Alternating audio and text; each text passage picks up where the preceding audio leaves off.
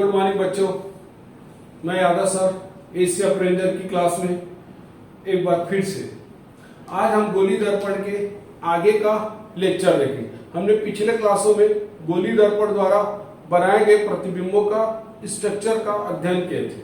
ठीक है, क्लियर। आज हमको उन प्रतिबिंबों को फिर से आपको बनाकर दिखा रहे हैं, है ना। हमने पिछले वीडियो में क्या दिखाया था, कैसे प्रतिबिंब बनते हैं, उनकी पोजीशन क्या होती है वो बताया। आज हम उसको फॉर्मेट करके दिखाते हैं, बनाकर। ठीक है, तो देखो बेटा, पहला क्या बनाए थे, अवतल दर्पण। तो अवतल दर्पण के कुछ प्रतिबिंब को मैं बना के आपके सामने दिखा रहा हूं, है ना। याद करने का तरीका तो आपको याद है। ठीक है, अवतल दर्पण द्वारा बने प्रतिबिंब देख लीजिए। ये अवतल दर्पण है ना। ये हमारा ध्रुव है बेटा, ये फोकस है और ये वक्रता केंद्र। वस्तु को हमने कहां रखा, अनंत पर। तब इसका प्रतिबिंब कहां बनता है, फोकस पर। याद आया। दूसरा हमने पोजीशन क्या बताया था, अनंत और वक्रता केंद्र के बीच। तब प्रतिबिंब कहां बनता है, फोकस और वक्रता केंद्र के। तीसरा, अगर वक्रता केंद्र पर है तो प्रतिबिंब भी कहां बनेगा, वक्रता केंद्र पर। चौथा, वक्रता केंद्र और फोकस के बीच है तो वक्रता केंद्र और अनंत के बीच बनेगा। पांचवा, फोकस पर है तो अनंत पर बनेगा। ठीक है, देश को हमने क्या दे दिया, प्रतिबिंब का ये पहचान। बिना देश वाला क्या बता रहा है, वस्तु का। वस्तु किधर गति करा रहा है, दर्पण की ओर। तो प्रतिबिंब किधर गति कर रहा है बेटा, प्रतिबिंब जो है दर्पण से दूर गति कर रहा है, याद। ठीक है, क्लियर। या छठवां नंबर कहां था, जब वस्तु को हमने फोकस और ध्रुव के बीच रखते हैं तब प्रतिबिंब कहां बनता है, दर्पण के पीछे। ये यही हमारा कौन सा बनता था, आभासी। याद आया, आभासी। आभासी हमेशा क्या होता बताया था, सीधा। इसे हम पर्दे पर प्राप्त कर सकते हैं। यह आभासी साथ कैसा बनता है, वस्तु के सापेक्ष बड़ा बनता है। इसे हम पर्दे पर प्राप्त नहीं कर सकते। ये सारे प्रतिबिंब कैसे बेटा, वास्तविक। कैसे बेटा, वास्तविक प्रतिबिंब। ये आपको है, ये 6 प्रतिबिंब। अब हम एक एक पोजीशन को लेकर डिस्कस करते हैं। पहला हम बनाते हैं जब वस्तु अनंत पर हो। जब वस्तु अनंत पर हो, यह आपको ध्यान रखना। क्लियर। तो जब अगर वस्तु अनंत पर है कैसे होगा, देखिए ध्यान से। अगर हम वस्तु को अनंत पर रखेंगे तो अनंत किसको बोलते बेटा, नॉट डिफाइंड, मतलब जो परिभाषित नहीं, हमारे लिए अनंत हो। इसलिए हम लोग वस्तु का प्रतिबिंब, वस्तु को हम कभी भी दिखाते नहीं है। अब चूंकि वस्तु अनंत पर है ना, तो हमने आपको बताया था कैसे प्रतिबिंब बनाना है। हमेशा कोई भी वस्तु हो उससे अनंत किरणें निकलती है। कितने किरणें निकलती, अनंत। उन अनंत किरणों में से कम बोला था, कम से कम 2 किरणों की आवश्यकता होती है। 2 किरणों की आवश्यकता होती है ना। कम से कम 2 किरणों की आवश्यकता होती है। किसके लिए, प्रतिबिंब बनाने के लिए। ये आपको ध्यान है, प्रतिबिंब बनाने के लिए हमको कम से कम 2 किरणों की आवश्यकता होगी बेटा। क्लियर। अगर वस्तु अनंत पर है तो वस्तु दिखाई नहीं देगा। अब हमको कोई भी 2 किरणें लेना है ना। उससे अनंत किरणें लेकर, लेकिन हमको कौन से लेना है, कम से कम 2 किरणें। अब जो भी 2 किरणें लोगे, चूंकि वस्तु अनंत पर है तो वहां से जितने भी किरणें आएंगी वो सब आपस में पैरेलल आएंगे। याद रखिएगा, मैं सेंटेंस जो बोल रहा हूं उसको ध्यान से। वो सारे के सारे किरणें आपस में समानांतर आएंगे। उस समानांतर किरणों को हम इस दर्पण में हम कैसे भी आपतित कर सकते हैं। जैसे मैं कैसे आपतित करूं, देखिए ध्यान से। मुख्य अक्ष के समानांतर। कैसे आपतित किया हूं, मुख्य अक्ष के समानांतर। अगर मैं इसको मुख्य अक्ष के समानांतर आपतित करता हूं तो परावर्तन के पश्चात कहां से होकर जाएगी, फोकस से होकर जाती है बेटा। परावर्तन के पश्चात फोकस से होकर जाती है। इसलिए प्रतिबिंब कहां बनेगा, फोकस पर। और ये जो प्रतिबिंब यहां बना होगा फोकस पर, है ना, ये वास्तविक होगा। क्यों, वास्तविक प्रतिबिंब के लिए दोनों किरणें क्या होनी चाहिए, आपस में टकराना चाहिए, मिलना चाहिए। कटान बिंदु के क्या होना चाहिए, मिलना, एक ही बिंदु पर होना चाहिए, तभी तो वास्तविक प्रतिबिंब बनता है। और ये बिंदु समान दिख रहा है ना, ये आपको ध्यान रखना। क्लियर। और ये कैसा बनेगा, वस्तु के सापेक्ष उल्टा। अब यही प्रतिबिंब की जो जानकारी हम यहाँ पर आपको डिटेल समझाते, आप इसको फिर से देखिए। कोई पूछा प्रतिबिंब कहां पर बना है, क्या बोलेंगे, एट फोकस, ये प्रतिबिंब की स्थिति हो जाएगी, है ना। दूसरा, अभी हमको इसका दिखाई दे रहा है वस्तु के सापेक्ष छोटा भी हो सकता है और बिंदु, है ना। अभी तो यहाँ क्लियर आपको बिंदु दिखाई दे रहा है, और वस्तु जो छोटा है वो आपको मैं अगले डायग्राम में क्लियर बता देता हूँ, ठीक। तीसरा, हमेशा वास्तविक प्रतिबिंब क्या होता है, बोला था आपको, याद होगा, उल्टा होता है। वास्तविक प्रतिबिंब क्या होता है, हमेशा उल्टा होता है, और इसे हम पर्दे पर प्राप्त कर सकते, पर्दे पर प्राप्त कर सकते हैं, ये आपको ध्यान है, क्लियर। अब हम छोटे के बारे में डिस्कस करते हैं। ये बहुत कंफ्यूजन रहता है लोगों को, अलग अलग बुक पढ़ेंगे तो आपको दिखाई देगा बिंदु वस्तु भी है, छोटा भी है। तो छोटा का जनरली डायग्राम नहीं बनाते हैं, है ना, वो मैं आपको क्लियर कर देता हूं बेटा यहाँ पर, ताकि आपको ऑप्शन सेट करने में कोई तकलीफ ना हो। मान लेते हमने दोनों की वस्तु कहा है अनंत पर, वस्तु से जो किरणें आएंगी वो कितने किरणें आएंगी, अनंत किरणें। उन अनंत किरणों में हमको कितने चाहिए, हमको प्रतिबिंब बनाने के कम से कम 2 किरणों की आवश्यकता होगी। और ये तो 2 किरणें वो हमारे ऊपर हम कैसे लेते हैं, तो हम कैसे ले रहे हैं, देखिए ध्यान से। पहला किरण किधर ले रहा हूं मैं, जो फोकस पर आपतित हो रही है, एक जो पहला किरण कौन से लिए, तो ध्रुव पर आपतित हो रही है। दूसरा किरण कौन से लिया, जो फोकस पर आपतित होती है, ये देखिए। अब परावर्तन के पश्चात क्या होगा, ये जितना कोण बनाती है उतनी कोण बनाती है, यहां से परावर्तित हो जाएगी, ये देखिए। और ये जो किरणें हैं, ये देखिए, ये टकराया कहां से, फोकस से होकर गई। परावर्तन के पश्चात क्या हो गई, ये मुख्य अक्ष के समानांतर हो जाती है, मुख्य अक्ष के समानांतर हो जाती है, एक मिनट देना है, मुख्य अक्ष के समानांतर हो जाती है, ये देखिए। तो परावर्तन के पश्चात कहां पर मिलती हुई प्रतीत हो रही, देखिए ध्यान से, किरण फोकस पर, है ना, कहां पर हो रही है, मिलती हुई प्रतीत हो रही है आपको फोकस पर। अब वस्तु क्या होगा, जहां से भी किरणें आएंगी वो वस्तु से आती है, जो भी किरणें आती है कौन करती है, मान लो वस्तु इधर कहीं होगा, ये भी वस्तु है, तो प्रतिबिंब जो बना है वो कैसा दिख रहा है, यहां पर कटान बिंदु है, ए डैश बी डैश, और ये कौन सा पोजीशन है भाई, फोकस, ये आपको कहां बना है, फोकस पर, ये देखिए। तो इस वस्तु के सापेक्ष कैसा दिख रहा है, छोटा दिख रहा है। हमेशा बस ध्यान रखना है, जब वस्तु अनंत पर रहती है उससे जो किरणें लाएंगे, ये सारे किरणें कैसे होने चाहिए, आपस में समानांतर, पैरेलैक्सियल, है ना, किरणें होंगी, ठीक है। यहां भी उन्हें समानांतर लिया, यहां भी समानांतर लिया, क्लियर। तो यहां आपको बिंदु वस्तु दिखाना है, यहां पर वस्तु छोटा दिखाई दे रहा है, क्लियर, ये, ठीक है। तो ये हमने कौन सा डिस्कस किया, पहला, जब वस्तु अनंत पर हो। इसी तरीके से आप हर एक का प्रतिबिंब बना सकते हैं। चलिए मैं एक और आपको डिस्कस कर देता हूं, ये मान लेते हमने वस्तु को कहां रख दिया, वक्रता केंद्र पर, ये तीसरे नंबर का प्रतिबिंब बना रहा। अगर वस्तु को हमने वक्रता केंद्र पर रख दिया तो प्रतिबिंब भी कहां बनेगा, वक्रता केंद्र पर। सबको पता है, ये देखिए, ये ध्रुव हो गया, ये फोकस हो गया, और ये वक्रता केंद्र। आराम से बनाइए, बिल्कुल डरिए मत। ये वस्तु है, वस्तु से चलने वाली किरणें परावर्तन के पश्चात फोकस होकर जाएगी। दूसरा, जो किरणें फोकस होकर जाती है परावर्तन के पश्चात मुख्य अक्ष के समानांतर हो जाती है। क्या हो जाती है बेटा, समानांतर हो जाती है, ये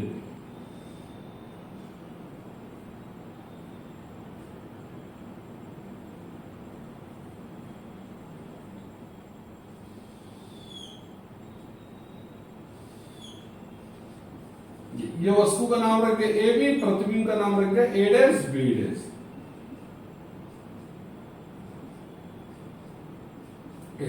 हो गया, याद रखिए ये किरणें यहां पर प्रतिबिंब नहीं बनाएगा, क्योंकि ये किरणें किरणें चल, वस्तु चल रही। जब भी वस्तु प्रतिबिंब बनता है, कैसे बोलते हैं, प्रतिबिंब दिखाई देता है, प्रतिबिंब बनता है, वो परावर्तन के पश्चात जहां पर मिलती है या मिलती हुई प्रतीत होती, वहां प्रतिबिंब बनेगा, ठीक है। इसलिए परावर्तन के साथ यहां मिल रहा है, इसलिए यहां प्रतिबिंब बनेगा, ठीक है, ये आपको ध्यान है। तो हमने वस्तु को कहां रखा, वक्रता केंद्र, तो प्रतिबिंब भी कहां बना, वक्रता केंद्र पर। वस्तु का आकार देख लीजिए, वस्तु के आकार के बराबर ही क्या बना है, प्रतिबिंब का भी आकार। ये वस्तु के आकार के बराबर या वस्तु के बराबर, ऐसा भी लिख सकते हैं। वास्तविक का उल्टा और इसे हम पर्दे पर प्राप्त कर सकते हैं। ठीक है, ये भी। उसके बाद आता है 6वें नंबर का प्रतिबिंब। जब वस्तु को कहां रख देते हैं अपन लोग, वस्तु को हम रख देते हैं फोकस हुआ ध्रुव के बीच, फोकस हुआ ध्रुव के बीच हो, ध्रुव के बीच हो। तो देखिए अगर मैं वस्तु को कहां रखूं, इस बार कहां रखो बोलो, ध्रुव और फोकस के बीच, ध्रुव और फोकस के बीच, ये वस्तु हमारे लिए। अब देखिए इसका पहला किरण, जो किरण मुख्य के समानांतर जाती है, परावर्तन के पश्चात फोकस होकर गुजर जाती है। दूसरा, जो किरण वक्रता केंद्र से होकर जाती है वो परावर्तन के पश्चात उसी दिशा में लौट जाती है। अब ये देखिए ये दोनों किरणें कभी नहीं मिलेंगी, क्योंकि दोनों किरणें कैसे जा रहे हैं, पैरेलल, इसलिए हम इसको पीछे की ओर बढ़ाते, एक्सटेंड करते हैं। ये देखिए इसको भी आप ऐसे पीछे की ओर बढ़ा दीजिए, एक्सटेंड कर दीजिए बेटा। यहां पर आपको क्या मिल रहा है, आपको प्रतिबिंब बनता हुआ प्रतीत हो रहा है। ये देखिए इसका नाम लिख देते हैं ए डैश बी डैश। यही एकमात्र आभासी प्रतिबिंब होता है, याद रखना। तो ये वस्तु कहां है, फोकस और ध्रुव के बीच। प्रतिबिंब कहां बन रहा है, दर्पण के पीछे, दर्पण के पीछे। कैसा बन रहा है, वस्तु से बड़ा, वस्तु से बड़ा। कैसा बन रहा है, आभासी,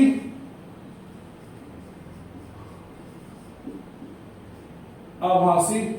कैसा, आभासी में से क्या होता है, सीधा। इसे हम पर्दे पर प्राप्त, पर्दे पर प्राप्त नहीं कर सकते, पर्दे पर प्राप्त नहीं कर सकते, याद रखना। ठीक है, तो ये हमने पूरे 6 प्रतिबिंब का डिस्कशन भी कर लिया और आपको फॉर्मेट करके भी दिखा दिया, बनाकर भी दिखा दिया, ये आपको ध्यान रखना। ठीक है, इसी प्रकार हम किसका बना सकते हैं, उत्तल दर्पण का। क्या बना सकते हैं, उत्तल दर्पण का। तो आप याद होगा उत्तल दर्पण में केवल 2 ही प्रकार के प्रतिबिंब बनते हैं। उत्तल दर्पण में केवल 2 प्रकार के प्रतिबिंब बनते हैं। याद करने का तरीका आपको पहले ही सिखा दिया था। ये देख लीजिए, वस्तु को हमने कहां रखा, सबसे पहले अनंत पर। जब वस्तु को हम अनंत पर रखते हैं, प्रतिबिंब कहां बनता है, फोकस पर।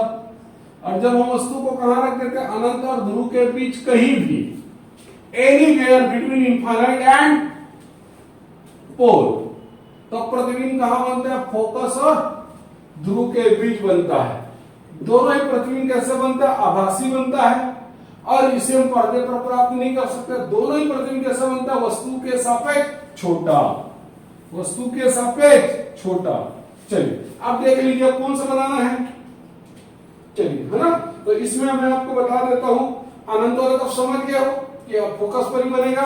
यहां पर अपन डिस्कस कर लेते हैं अनंत और ध्रुव के बीच, अनंत और ध्रुव के बीच।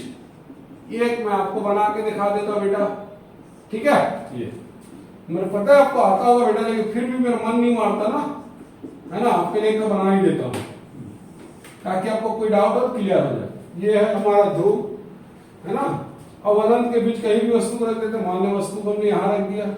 अब इसका प्रतिबिंब कैसे बनाएंगे, देखिए, जो किरणें मुख्य के समानांतर जाती, परावर्तन के पश्चात, परावर्तन के पश्चात क्या होती है, फोकस से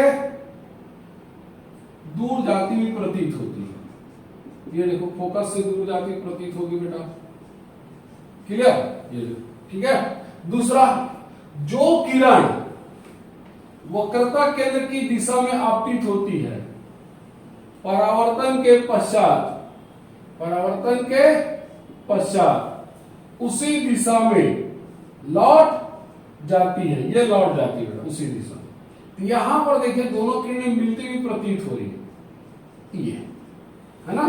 तो यहां पर क्या बन जाएगा, एक आभासी प्रतिबिंब, ए डैश बी डैश, है ना। ध्यान, किरण कहां से लिए, देखो हेड से, हेड से बनाया पर ऊपर बनेगा, जहां पर मिलती हुई प्रतीत होगी वहां क्या बनेगा, हेड बनेगा। तो ये बन गया। अब यहां लिखेंगे दर्पण के पीछे बनेगा, वस्तु से छोटा बनेगा, है ना, आभासी रहेगा, सीधा रहेगा, और इसको भी हम पर्दे पर प्राप्त नहीं कर सकते हैं। ठीक है, तो ये हमने दोनों दर्पण का आपको प्रतिबिंब बनाकर भी दिखा दिया, ये आपको ध्यान। ठीक है बेटा, ये अच्छे से आप नोट कर लीजिए, है ना।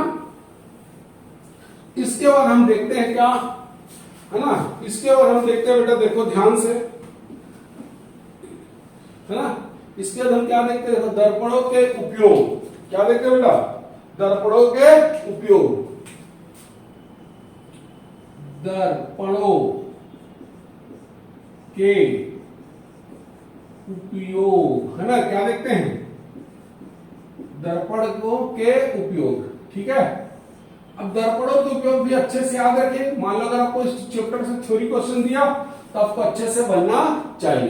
तो दर्पणों के उपयोग में पहला आता है बेटा समतल दर्पण। क्या आता है, समतल दर्पण। ये देखिए, plane mirror, plane mirror, PM मत पढ़ना है, प्लेन मिरर। पहला समतल दर्पण का उपयोग, पहला उपयोग है बेटा, क्या करते हैं, समतल दर्पण का उपयोग चेहरे देखने में, चेहरे देखने में, है ना, देखने में। मनुष्य जो होता है अपना चेहरा किसमें देखता है, ज्यादा करके समतल दर्पण में, है ना, तो चेहरा देखने के लिए यूज होता है। दूसरा होता है समतल दर्पण का उपयोग, समतल दर्पण का दूसरा उपयोग, हाँ, ड्रेसिंग टेबल में, ड्रेसिंग टेबल में। आपने देखा होगा, आपके घर में होगा ड्रेसिंग टेबल, वहां जो दर्पण लगा होगा वो क्या होगा, समतल दर्पण। और तीसरा सबसे ज्यादा इंपॉर्टेंट, समतल दर्पण का उपयोग प्रकाश किरणों को मोड़ने के लिए, प्रकाश किरणों को मोड़ने के लिए, ये तीन इसके उपयोग हमें अच्छे से आपको याद होना चाहिए, प्रकाश किरणों को मोड़ने के लिए, है ना। इसी समतल दर्पण का उपयोग जो प्रकाश किरणों को मोड़ने के लिए करते हैं, तब हम पेरिस्कोप में करते हैं बेटा। वहां पर हम दो दर्पण लगा देते हैं 45 डिग्री पर, और किरणों को हम लोग मोड़ लेते हैं। ठीक है, या जैसे मान लो कोई प्रकाश की किरण ऐसी जा रही है, मैं यहाँ पर एक समतल दर्पण लगा लेता हूं बेटा, और ये जो समतल दर्पण पर कैसे आपतित करूं कि 45 डिग्री पर है, तो ये किरणों को क्या करता है, 45 डिग्री ऊपर ऐसे मोड़ के दे देगा ऐसा। ठीक है, तो ये किरणों को मोड़ने का काम करता है। यानी कितनी डिग्री पर मोड़ दिया मैंने, 90 डिग्री पर, है ना। देखिए किरण इधर से आ रही थी और इधर चला गई। इसका उपयोग हम कहां करते हैं, पेरिस्कोप में। कहां करते हैं, पेरिस्कोप में। ठीक है, तो ये तीन बहुत सिंपल उपयोग है समतल दर्पण का। चेहरों को देखने में, ड्रेसिंग टेबल में जो लगा रहता है वो समतल दर्पण होता है। प्रकाश किरणों को मोड़ने के लिए उपयोग करते हैं, और इसका यूज कहां, प्रकाश किरणों कहां पर मोड़ते हैं हम लोग, ज्यादा करके पेरिस्कोप में यूज करते हैं। ठीक है, ये आपको ध्यान। दूसरा देखते हैं बेटा अवतल दर्पण का उपयोग। कहां देखते हैं, अवतल दर्पण का उपयोग, अवतल दर्पण। ठीक है ना बेटा, ये अवतल दर्पण, अवतल दर्पण, है ना, कॉनकेव मिरर। अब इसको सीएम मत पढ़ देना, कॉनकेव मिरर शॉर्ट फॉर्म में लिख दिया, अवतल दर्पण। ठीक है, तो अवतल दर्पण का हम उपयोग करते हैं। सबसे पहला अवतल दर्पण का उपयोग हम किसके लिए करते हैं, शेविंग कराने, यानी कि दाढ़ी बनाने के लिए। किसके बनाने के लिए, दाढ़ी बनाने के लिए। आपने देखा होगा सबसे ज्यादा उपयोग इसी के लिए किया जाता है, दाढ़ी बनाने के लिए, है ना। अब दाढ़ी जब बनाते हैं तो इसका क्या फायदा होता है, हमको जो दाढ़ी बनाने के लिए हमको जहां पर बैठाया जाता है नाई के द्वारा, वो होता है उस दर्पण के ध्रुव और फोकस के बीच, ताकि जो दाढ़ी का जो बाल है छोटे छोटे माइन्यूट है, वो आप उनको कैसा दिखाई दे, बड़ा दिखाई दे और सीधा बने। तभी तो हम चेक करके बताएंगे ना कि हमारी दाढ़ी सही बनाए कि नहीं बनाए, ये आपको ध्यान है ना। तो इसका सबसे उपयोग ये होता है दाढ़ी बनाने का। कहां रखते हैं वस्तु को, यानी व्यक्ति को कहां बैठाया जाता है, दर्पण के ध्रुव और फोकस के बीच, ताकि उसको आभासी सीधा बड़ा प्रतिबिंब दिखाई दे। ये पहला है। दूसरा उपयोग है इसका डॉक्टर लोगों के लिए, डॉक्टर, है ना,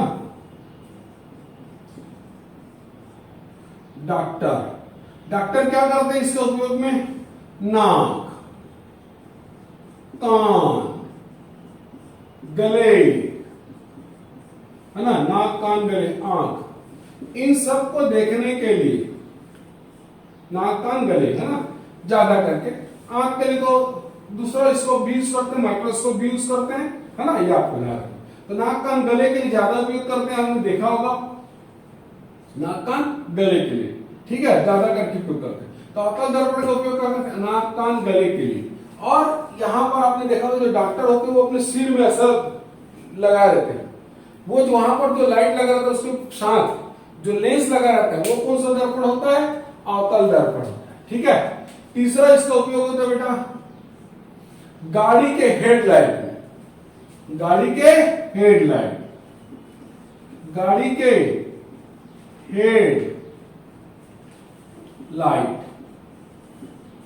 गाड़ी का जो हेडलाइट होता है वहां भी कौन सा दर्पण रहता है? अवतल दर्पण। आपने देखा होगा हेडलाइट के किनारे में जो सफेद सफेद दिखाई देता है वो अवतल दर्पण जैसा बिहेव करता है। सर्च लाइट में, सर्च लाइट, है ना, रात के समय में अगर किसी चीज को ढूंढना है तो हमको कौन सा लाइट चाहिए?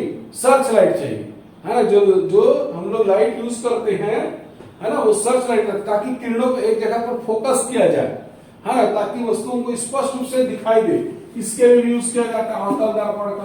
तो ये आपको ध्यान, तो ये अवतल दर्पण के विशेष उपयोग है, ये आपको ध्यान। तो गाड़ी के हेडलाइट में, सर्च लाइट में यूज किया जाता है, डॉक्टर लोग नाक, कान, गले को देखने के लिए और दाढ़ी बनाने के लिए उपयोग में लाया जाता है।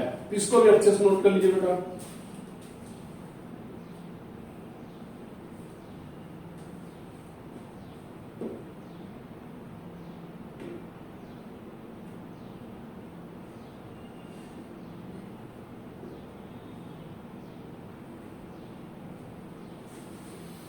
मिटा दो,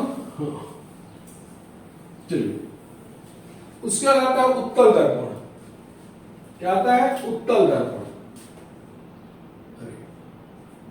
उत्तल दर्पण, तो उत्तल दर्पण का उपयोग कैसे करते हैं अपन लोग? उत्तल दर्पण का उपयोग किया जाता है, आपने देखा होगा, है ना, हमारे जो व्हीकल्स होते हैं, वाहन होते हैं, जैसे बाइक है, स्कूटर है, तो उसके साइड में जो मिरर लगे रहते हैं, है ना, वो सब कौन सा होते हैं? उत्तल दर्पण। कौन सा होते हैं? उत्तल दर्पण, है ना। हमारे जो बाइक है ना, स्कूटर है, वहां पर जो लाइट दर्पण लगा रहता है, जो बगल में रिव्यू मिरर, जिससे हम पीछे आने वाले वस्तु को देखते हैं, वो सब कौन सा होता है? उत्तल दर्पण। ताकि वस्तु हमको कैसा दिखाई देता है? छोटा दिखाई देता है, सीधा दिखाई देता है, या आपको ध्यान, ठीक। दूसरा सबसे ज्यादा इंपॉर्टेंट चीज है उत्तल दर्पण, है ना। दूसरा जो इंपॉर्टेंट पॉइंट है वो उत्तल दर्पण का, है ना, व्यू फील्ड बहुत ज्यादा होता है। इसका व्यू फील्ड क्या रहता है? बहुत ज्यादा। जैसे देखिए ये उत्तल दर्पण है हमारे पास, इसका व्यू फील्ड ज्यादा रहता है। ये देखिए, मान लेते कोई वस्तु है तो यहां से किरणें गई तो ये परावर्तन के पश्चात इधर जाता है, है ना। ये दूसरा किरण ले लिया हमने और ये परावर्तन के पश्चात इधर जा रहा है, तो इसका देखो व्यू फील्ड कितना ज्यादा है? बहुत ही ज्यादा है। व्यू फील्ड क्या है? बहुत ज्यादा। इसका जो है ना विजन है, व्यू फील्ड है, दृष्टि क्षेत्र है, वो बहुत ज्यादा है। इसलिए हम लोग दर्पण का उपयोग क्या करते हैं? उत्तल दर्पण का उपयोग करते हैं। तीसरा, इसी कारण हम क्या यूज करते हैं? चौक चौराहे पर जो आपको स्ट्रीट लाइट दिखाई देता है, वहां अंदर में जो मिरर लगा रहता है वो भी कौन होता है? उत्तल दर्पण। ताकि वो किरणों को क्या कर सकते हैं? फैला सकते हैं। देखो कितना फैल रहा है किरणें, है ना, तो बहुत ज्यादा रेंज में फैलता है, तो आपको स्पष्ट और क्लियर दिखाई देता है। तो ये होगा हमारे क्या? उत्तल दर्पण के उपयोग। हमने दोनों देख लिया, समतल दर्पण, अवतल दर्पण और उत्तल दर्पण, ये तीनों का उपयोग देख लिया बेटा। अब गोली दर्पण में आता है इसके बाद, है ना, फार्मूलेस। क्या आता है बेटा? फार्मूलेस, ठीक है, गुड।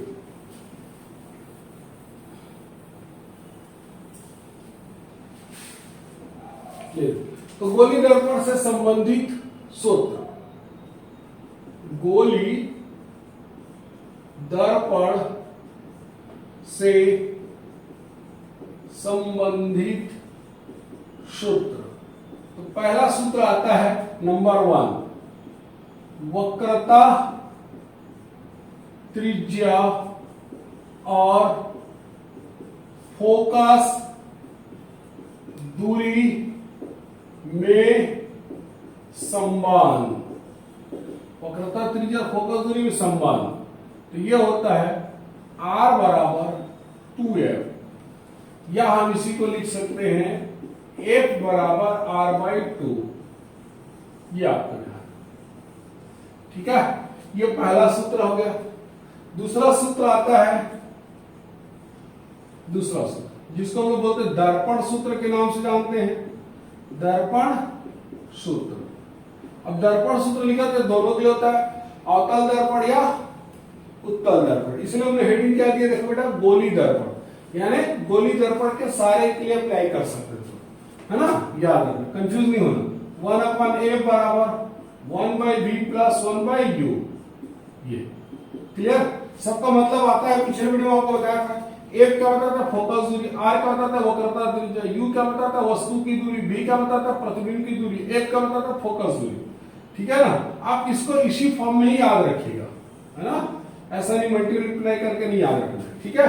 ये तीसरा आता है आपके पास रेखीय आवर्धन, रेखीय आवर्धन, लीनियर मैग्निफिकेशन, है ना। इसका सूत्र क्या आता है, m बराबर प्रतिबिंब की ऊंचाई बटे वस्तु की ऊंचाई, height of image upon height of object, इसको आता है माइनस v/u, v/u। और बहुत सारे छोटे छोटे हम इसी फॉर्मूले को सॉल्व करके बहुत सारे आपको बुक में हो सकते हैं, लेकिन आपको कोई जरूरत नहीं है।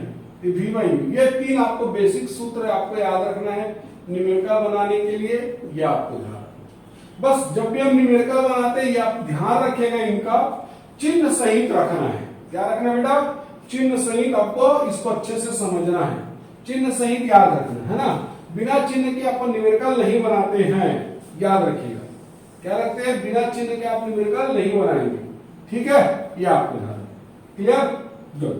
आपको याद होगा, कुछ कुछ मैं आपको साइन आपको याद रखने के बता रहा हूं, देखिए, है ना। चिन्ह, कैसे चिन्ह पुट करेंगे अपन लोग, ये मिटा दूं क्या, ये एक छोटे फॉर्म में इसको लिख के रख देते हैं ना, ठीक है। आपने बड़े फॉर्म में तो लिख लिया होगा, नोट कर लिया होगा, ताकि आपको न्यूमेरिकल जब बनाए तो हमको साइन में कंफ्यूजन ना रहे, ठीक है बेटा। इसको मैं एक छोटे फॉर्म में लिख देता हूं, है ना, तो आप इसको देखते हैं और अपन न्यूमेरिकल डील कर सके अच्छे से। ये देखिए, तो r बराबर क्या आता है, r बराबर आता है 2f, या f बराबर लिखते हैं बेटा 2r, f बराबर r/2, ठीक है। सेकेंड क्या आया था 1/f बराबर 1/v प्लस 1/u।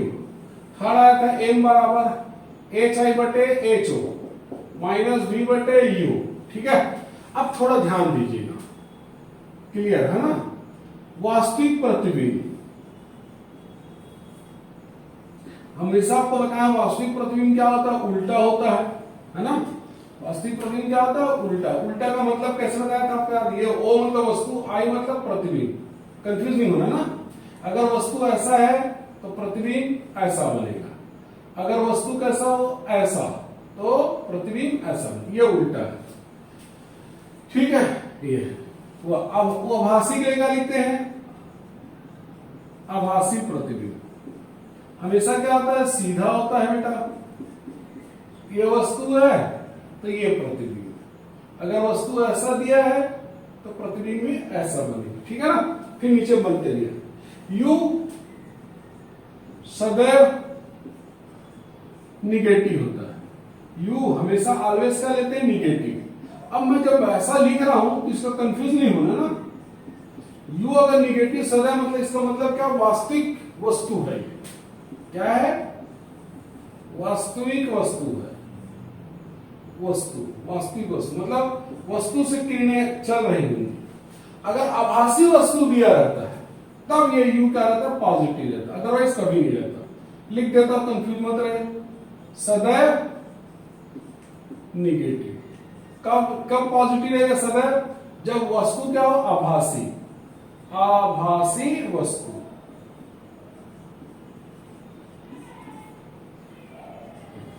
आभासी वस्तु, ठीक है। फिर लिखता हूं अवतल दर्पण, अवतल दर्पण, अवतल दर्पण के लिए हमेशा याद रखना एफ यानी फोकस दूरी, वक्रता त्रिज्या सदैव निगेटिव रहता है ना। ये यू और आर क्या रहेगा, सदैव निगेटिव। उत्तल दर्पण के लिए एफ व आर सदैव पॉजिटिव रहता है, सदैव पॉजिटिव रहता है, यह आपका ध्यान। ठीक।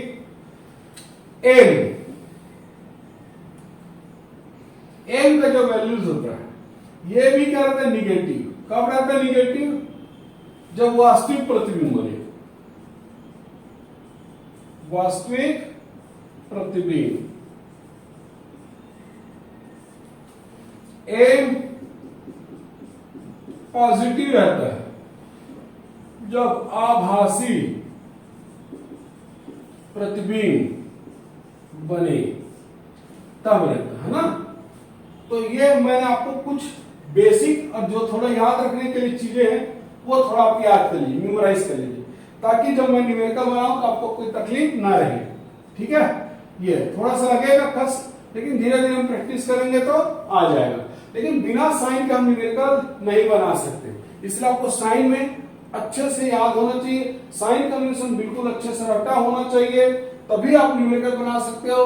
नहीं तो छोटा छोटा प्लस माइनस में अगर आपने कंफ्यूज हुए तो फिर समझ लो आंसर परफेक्ट नहीं आएगा। ठीक है, साथ साथ जो चीज दी रहती है उनकी हमको साइन सहित रखते हैं, जो चीज ज्ञात करना रहता है वो हमको साइन सहित मिलता है। न्यूमेरिकल बनाने के एक और रूल क्या है बेटा, तो ध्यान रखने में, जो भी दिया रहता है, दिया रहता है गिवन है, जैसे फोकस दूरी दिया है, वस्तु दिया है, तो वो आपको गिवन दैट रहेगा। जो चीज हमको ज्ञात करना रहता है वो क्या रहता है, आभासी रहता है। वो मतलब जो दिया है उसका साइन रखना है, जो नहीं दिया उसका साइन सहित आंसर आएगा, big sign answer, big sign चिन्ह सहित उत्तर आएगा। ठीक है, तो ये अभी आपको अच्छे से याद रख लीजिए। ठीक, चलिए अब एक आध प्रॉब्लम ले लेते हैं डिस्कस करने के लिए, है ना। क्या कर देते हैं, डिस्कस करने के लिए प्रॉब्लम लेते हैं बेटा, है ना। एक आध प्रॉब्लम में देखो डिस्कस कर देता हूं आपके सामने।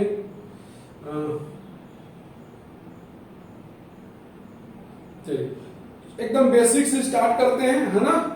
ये आपको ध्यान रखना बेसिक से। ठीक है, जैसे देख लेते हैं वक्रता त्रिज्या, पहला क्वेश्चन ले रहे बेटा, वक्रता त्रिज्या कैपिटल आर 20 सेंटीमीटर दिया है, दिया वक्रता त्रिज्या 20 सेंटीमीटर, और आपसे क्या पूछेगा, फोकस दूरी ज्ञात कीजिए। क्या कीजिए, फोकस दूरी दोनों दर्पणों के लिए, दोनों दर्पणों के लिए, दोनों दर्पण मतलब यहां पर अवतल और उत्तल। ठीक है, तो पहला हम कैसे निकालेंगे, देखिए सूत्र तो हमारा पता है। मान लो मैं किसके लिए बना रहा हूं, अवतल दर्पण के लिए, इधर लिख दीजिएगा, उत्तल दर्पण के लिए ये लिख दीजिएगा बेटा।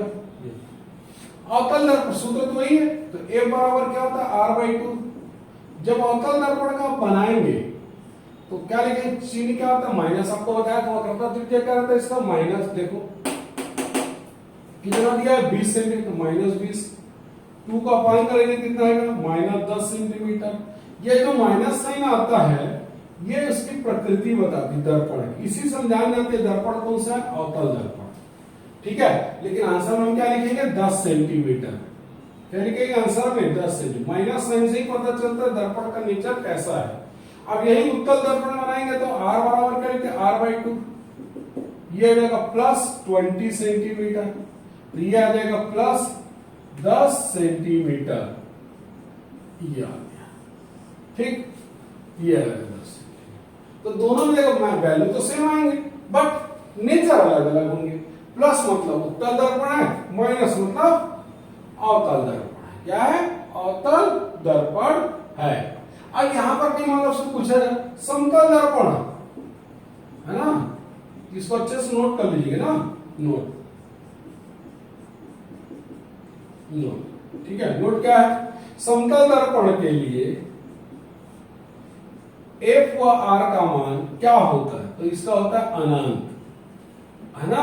क्या होता है, अनंत। अब अनंत है तो इसमें प्लस माइनस लगाने की जरूरत नहीं है, फिर भी अगर आपको समझना है तो हमेशा ध्यान रखिएगा अवतल दर्पण हमेशा कौन सा प्रतिबिंब बनाता है? आभासी।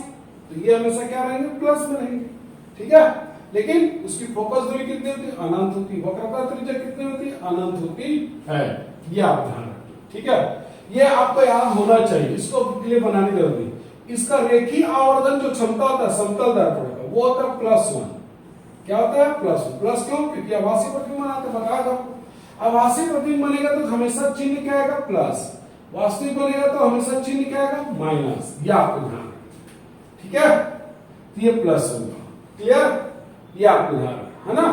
तो ये समतल दर्पण। आप सोच रहे होगे कि सर यहां माइनस, यहां दर्पण का नाम नहीं लिखा है बेटा, दर्पण का नाम नहीं लिखा है। क्यों नहीं लिखा है?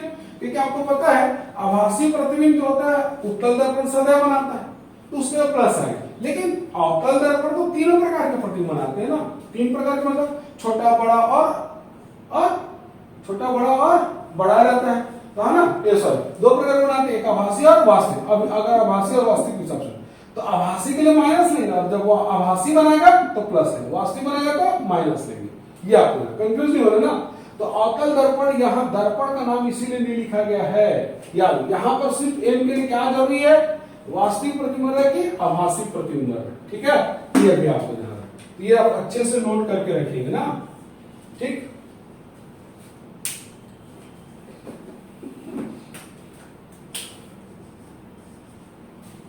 ठीक है ना। चलिए एक आध और प्रॉब्लम डिस्कस कर लेते बेटा। इधर में बिठा दे तो उसको रहने देते ना, ताकि चिन्ह आप देखते रहिए। चलिए नेक्स्ट प्रॉब्लम देख लेते हैं। एक और मैं आपके सामने ले लेता हूं। वक्रता त्रिज्या 40 सेंटीमीटर वाले अवतल दर्पण, है ना, के सामने 10 सेंटीमीटर की दूरी पर एक वस्तु है। प्रतिबिंब की स्थिति, प्रकृति एवं आवर्धन क्षमता ज्ञात कीजिए, ठीक है। गुड। तो क्या बोला गया? एक अवतल दर्पण है, डायग्राम से सुनिए अच्छे से। ये अवतल दर्पण है ना। इसकी वक्रता त्रिज्या कितनी दी? आर दी है इसकी 40 सेंटीमीटर। कितना दिया भाई? 40 सेंटीमीटर। वक्रता त्रिज्या दिया 40 सेंटीमीटर, है ना। अब वस्तु को इसके सामने 10 सेंटीमीटर की दूरी पर रखा है। कितने सेंटीमीटर की दूरी पर रखा है? यू को 10 सेंटीमीटर, है ना। तो अवतल दर्पण, ना, याद रखें कौन सा दर्पण है ये? अवतल दर्पण, ठीक। अब हमको प्रतिबिंब की सारी चीजें बतानी है ना। देखिए कैसे बनाएंगे। आप सबसे पहले आप इसके क्या करिए? फोकस दूरी निकाल लीजिए। वक्रता त्रिज्या दिया 40, तो फोकस दूरी कितना आ जाएगा? बेहतर बता सकते हो 20। ये 20 सेंटीमीटर आ जाएगी इसकी फोकस दूरी, है ना। अब वस्तु को कहां रखा गया है? फोकस और ध्रुव के बीच, यानी वस्तु यहां कहीं होगा। आप देख सकते हो, महसूस कर लीजिए आप, क्योंकि आपको पता है कि फोकस दूरी कितना है? 20 है। तो वस्तु कहां रखा गया? फोकस और ध्रुव के बीच, यानी हमको पहले से पता है इसका प्रतिबिंब कहां बनेगा? दर्पण के पीछे बनेगा, आभासी बनेगा, बड़ा बनेगा, या आपको ध्यान। अब हम इसको सॉल्व करते हैं ना बेटा। तो सबसे पहले हमको एक पता चल गया, यू पता चल गया। इससे हम दर्पण सूत्र लगा देंगे 1/f बराबर 1/v प्लस 1/u। चलिए यहां तक कोई काम समझ में आया। अब सबका डाटा रखिए। क्या क्या गिवन दर था? वस्तु की दूरी। वस्तु की दूरी हम क्या करेंगे? साइन सहित रखेंगे। मैंने आपको बताया था पहले से ही। v निकालना बेटा, इसलिए आप इसका कोई डिस्कस नहीं, हाँ, इसका साइन नहीं रखेंगे क्योंकि विथ साइन आएगा। अवतल दर्पण की फोकस दूरी क्या होती है? सदैव निगेटिव। देखो कहीं लिखा होगा मैंने ध्यान से, ये देखो सदैव निगेटिव। तो ये हो जाएगा -20, ठीक है। या अब इसको प्लस कर देती ना, ये हो जाएगा 1/10 प्लस, ये हो जाएगा -20 1/v। सॉल्व करने, बहुत छोटा सा क्वेश्चन है। इसका एलसीएम निकाल लीजिए 20, ये आ जाएगा 2 -1। कंफ्यूज नहीं होगा ना फिजिक्स के न्यूमेरिकल में। बहुत धीरे धीरे बनाइए, आराम से प्रैक्टिस करिए और आसानी से बनाइए। 1/, कितना आएगा? 20। v बराबर कितना आ जाएगा इसका आंसर?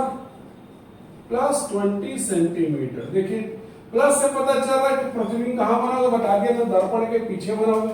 कितने दूरी पर बनेगा? 20 सेंटीमीटर की दूरी पर। यहां कहीं पर बनेगा या ये देखिए, है ना, इधर कहीं पर बनेगा प्रतिबिंब 20 सेंटीमीटर की दूरी पर। क्लियर? ये आपको ध्यान। इसकी प्रकृति क्या होगी? दर्पण के पीछे हमेशा क्या होता है? आभासी होता है, सीधा होता है, और वस्तु के सापेक्ष बड़ा। अब कितना बड़ा है जानना है तो उसके लिए हमको क्या करना पड़ेगा, इसका मैग्निफिकेशन निकालेंगे। क्या निकालेंगे भाई, मैग्निफिकेशन। क्या निकालेंगे बोलो, मैग्निफिकेशन। मैग्निफिकेशन क्या बताता है, कितना बड़ा बना है, कितना मैग्नीफाइंग किया। बट देखते हैं ना आजकल के बच्चे हमेशा खेलते रहते हैं मोबाइल के साथ, बोलते हैं इसको जूम करके देखा, वही मैग्निफिकेशन। तो चलिए इसका मैग्निफिकेशन निकालते हैं। अब इसका मैग्निफिकेशन का सूत्र हम हमारे पास ये है, तो हम इससे निकालेंगे। तो माइनस v कितना, प्लस 20, u कितना बेटा, माइनस 10 सेंटीमीटर, माइनस 10 सेंटीमीटर हो गया। माइनस माइनस प्लस, 0 0 कट गया 2, यानी वस्तु के सापेक्ष क्या बना होगा, दुगना। और ये प्लस में है मतलब आभासी प्रतिबिंब बना है यार। और कितना बड़ा है, इसका डबल। तो देखो हमने साइज के हिसाब से भी आपको डबल ही दिखा रहे हैं, थोड़ा सा नाप के ही बनाया, लेकिन आपको ध्यान रखना बनाते समय, ठीक है। इसका मैग्निफिकेशन क्या होगा, डबल। क्या होगा, डबल, ठीक है ना। ये भी नोट करिए। तो इस तरीके से आपके बुक में छोटे छोटे प्रॉब्लम्स दिए होंगे, उन सब प्रॉब्लम को आप डील करिए, तभी आपको समझ में आएगा अच्छे से और डिटेल में, है ना। उस साइन का कंफ्यूज बिल्कुल नहीं होगा, साइन का कंफ्यूजन बिल्कुल नहीं, ठीक है। चलिए इसको भी नोट कर लीजिए।